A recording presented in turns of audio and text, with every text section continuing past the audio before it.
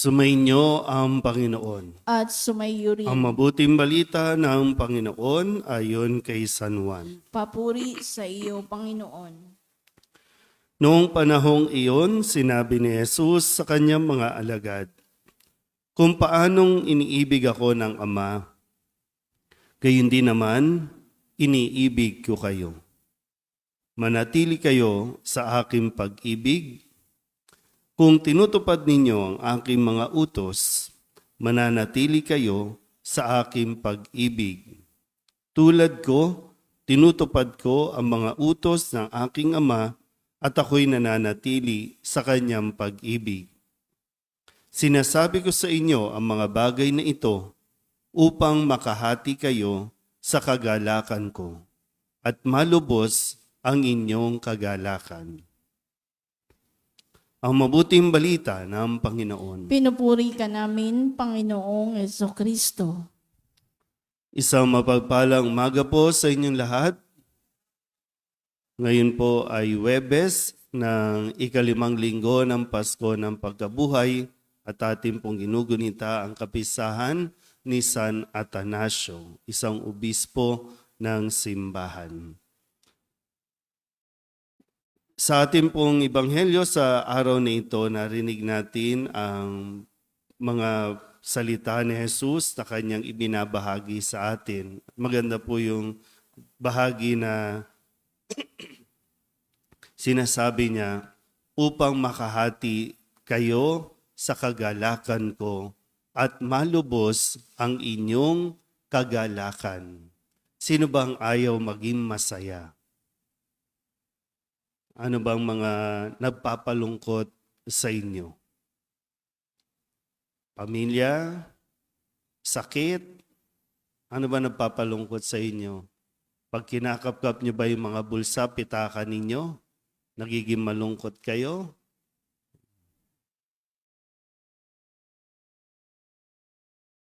Sabi kasi ni Jesus, sinasabi ko ito sa inyo, ibig sabihin, ito kasi yung nararanasan ko. Ito yung kanya eh. At gusto niya ibahagi para din maging masaya din tayo. Hindi lang basta maging masaya, kundi sabi, para maging lubos.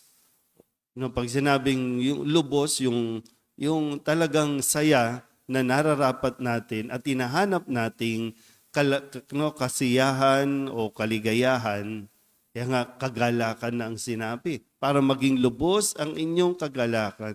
Kasi walang nakakayamot din kung araw-araw na lang na ginawa ay malungkot ka. Paggising mo, malungkot ka pa rin.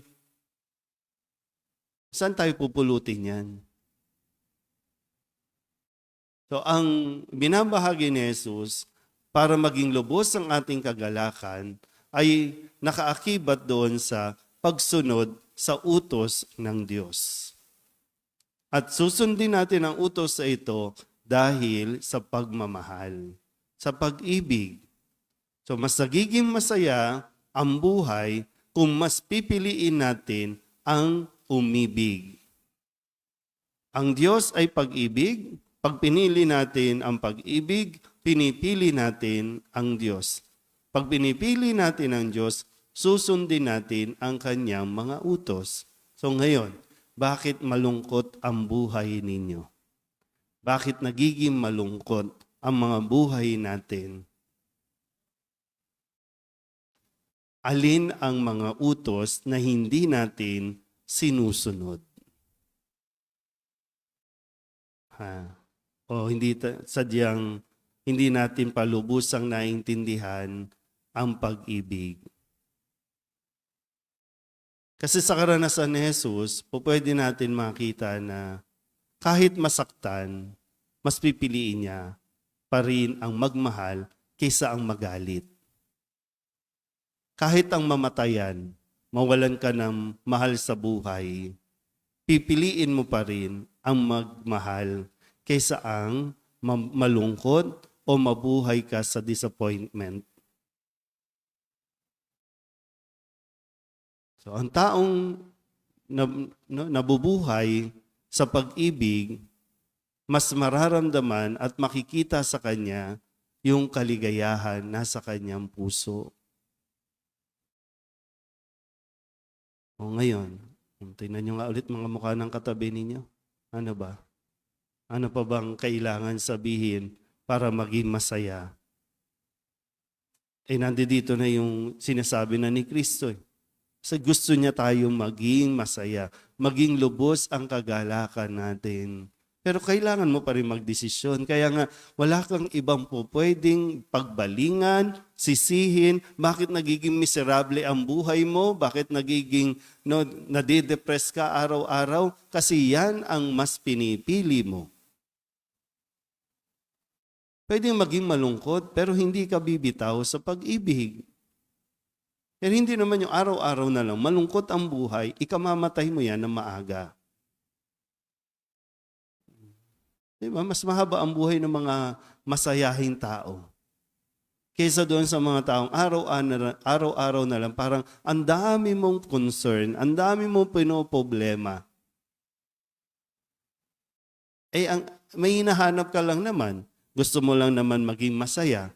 O ngayon, sinasabi sa atin, kung gusto mo maging lubos ang kagalakan mo, sumunod ka sa utos ng Diyos.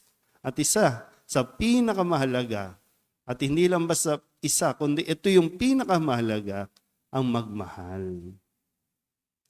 Saktan ka man ng taong minamahal mo, magmahal ka pa rin. Iwan ka man ng taong minamahal mo, magmahal ka pa rin.